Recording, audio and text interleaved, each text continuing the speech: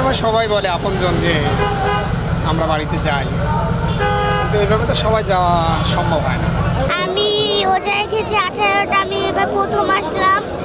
আমার খুব ভালো লাগছে। সবাইকে ঈদ মোবারক। ঈদ মোবারক। ঈদুল ফিতরের দিনে ঈদগাহে, জাতীয় ঈদগাহে নামাজ পড়তে এসে উন্মুক্ত আকাশে ইনশাল্লাহ আমরা বিচরণ করছি। আমরা সবার সাথেই ঈদ শুভেচ্ছা বিনিময় করব। এই দিনে নিজের জন্য এবং দেশ ও জাতির জন্য ভালো কামনা করবো। ভালোভাবে চলতে পারে, আমরা যেন ভালোভাবে থাকি, শান্তিভাবে থাকি। আজকের দিনে ঈদ কাটায় সবাই ভালো মতন সবার জন্য সবার ঈদ ভালো যায়। ঈদ মুবারক। আমি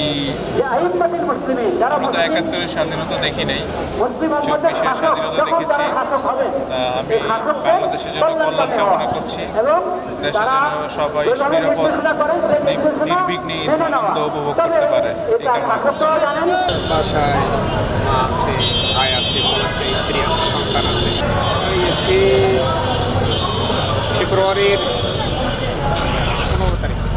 ঈদের ছুটি আছে, কিন্তু আমাদের ডিপার্টমেন্ট রুলস অনুযায়ী সবাই নাই। সময় সবাই বলে আপনজন যে আমরা বাড়িতে যাই, কিন্তু এইভাবে তো সবাই যাওয়া সম্ভব হয় না।